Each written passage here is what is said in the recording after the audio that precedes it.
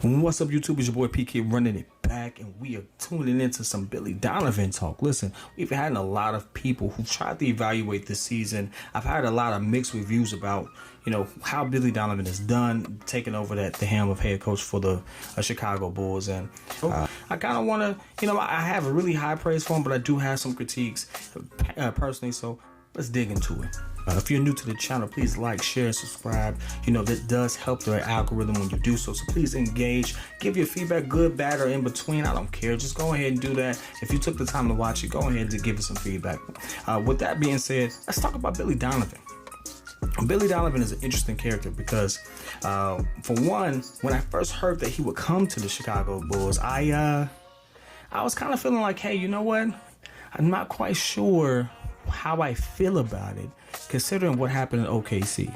I feel like the things, you have two stars there and it kind of doesn't work. And then I think Melo was there when he was coaching as well, and then how that all worked out was really on the fence as to what that would look like.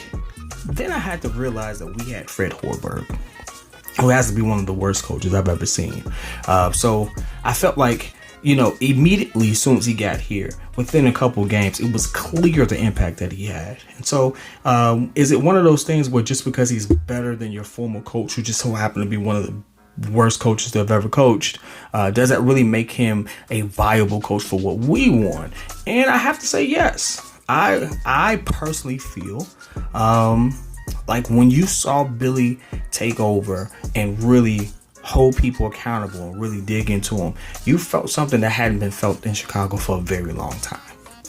And that was something that I was listen, nothing but high praise for me. I do realize that at the time of him coming here, seeing Zach take off, I felt like, hey, you know what? Maybe because of his experience with dealing with superstars previously with, Russ and things of that nature, maybe this is the coach to help Zach elevate his game, really do. And you saw that. You saw Zach elevate his game. You saw when he was doing too much. You saw how Billy handled him. You saw when he wasn't doing enough. You saw how Billy handled him. Then you kind of saw him piece it together as the season progressed. And so those type of things I absolutely loved. And that was kind of me slowly buying into what Billy D was bringing to the organization. I really was feeling that. I also felt like how he held certain players accountable. If you look at it, Lauri Markkanen is statistically on paper, he looks a lot better than he actually looks on the court. And so it's kind of one of those things where if you're someone who just looks at the X's and O's, or the numbers, so to speak, you could easily overrate his impact. Clearly, Billy didn't do that. Clearly, Billy let it be known and even made adjustments, because we started to see him bench Lauri Markkanen, and justifiably so. Lauri was giving us 31 game, 8 the next, 16, 5, 30. It was so up and down that you really couldn't rely on that production. And how he handled the stars, so to speak, the stars, if you want to call Lauri that, spoke volumes to me as how you handle everyone else. It even came down to how he would handle Coby White, who I've been on record on the show to say that Coby White isn't a good player. I take that back. He's in the league. Better player than I am, right? Better player than I would ever be. And clearly he's shown, as you all can see, multiple games of really just balling out and showing out. And under Billy, you saw some things where it looked like he was just trying to fill him out. And what was very evident, which is how he ended up on the bench, is he isn't a point guard. He's a two guard. But we have our two guard. So playing them at the same time wasn't really working. And it took, that's, if I have to give one major critique to Billy, I think he did that too long. The Coby White experiment lasted way too long, in my opinion. But once we finally saw, hey, Saddle looked a little better running offense than Coby. Saddle looked a little better with Zach than Coby did. It kind of was like, yeah, it worked out.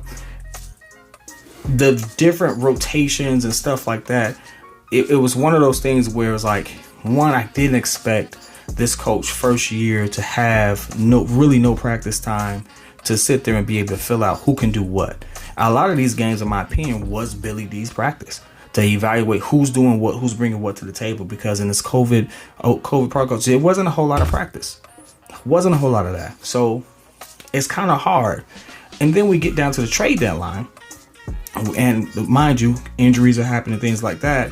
And then all of a sudden we get what I would feel are three mainstays of our team at this point. I think Vooch is going to be absolutely a mainstay. I think Daniel Tice, I always mispronounce his last name, but we know who we're talking about. I feel like that's my boy right there. I like him. And Amina, I just found out that they're bringing him back. So I feel like those three absolutely are necessities for what we needed. And unfortunately, we get them back.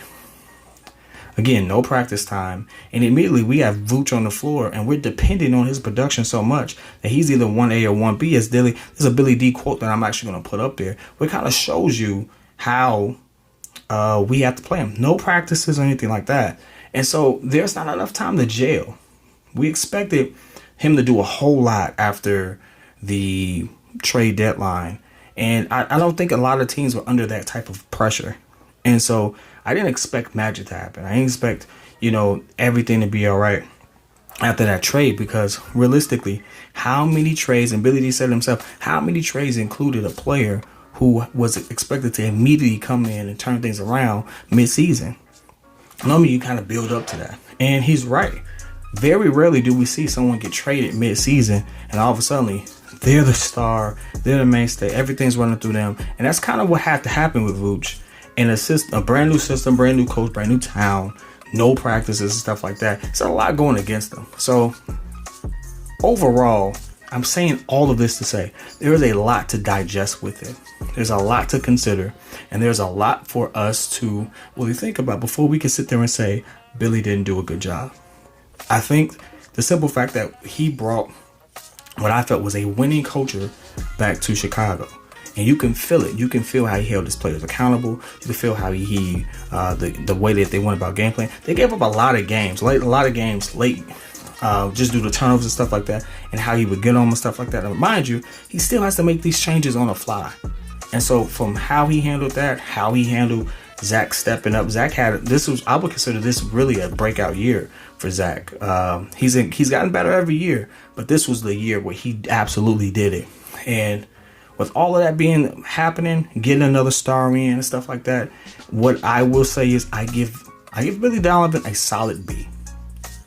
I'm taking into consideration what he had, the roster he inherited initially, the changes they made, what was kind of evident as to what he was trying to accomplish.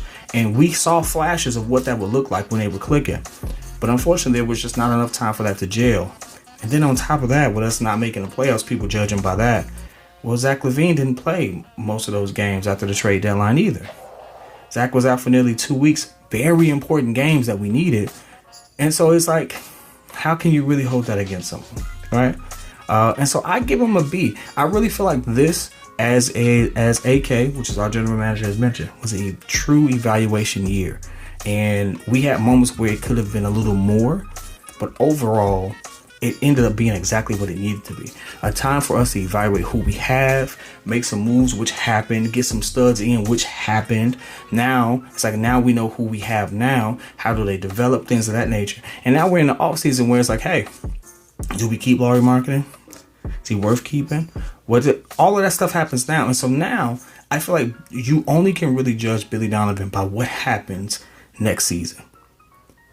If you don't see any progression from how we look this season to next season, then you can sit there and say he didn't do a good job. But given what he had, for us to still have a fighting chance, and before Zach got hurt or for health and safety protocols, whatever the case was for him missing those games, we had a fighting chance to still make the playoffs. That's different. Completely different. So I can't hold that against them. I really can't. Now, again, all of this is predicated on, and maybe this is a big crutch, just this being a COVID year. no practices, things of that nature. That's the only reason. If this was a regular season, he could practice and stuff like that, I would grade him a little more severely. That, to be honest, I really would, because like a lot of the mistakes I saw on the court, I would expect you to get right in practice. A lot of mistakes I would see late game, I would expect you to get right in practice. But when you limit that, I can't get mad at that. The next game is really your practice, and that really shouldn't be the case. So with all that said, I give him a solid B, but I want to hear what you think. Tell me what you think. Tell me how you grade them. Tell me what pieces you think we actually can go out and be realistic now, because I see some people in the chat that we say some off the wall stuff. Do you think we can get CP3? No, I don't think we're going to get CP3. Why would CP3 leave a team that he got the second in the West, top 5 teams in the league, to come to Chicago? No. Right? But realistic things like, hey, potential Lonzo Ball. I don't see the Dennis Schroeder thing happening, but if it does, I mean, that's a little more realistic than expecting CP3 to come here, especially with the amount of money he would require to come here. Because, I mean, listen, he would be worth every bit of 40 mil to come here if he can do what he did in Phoenix.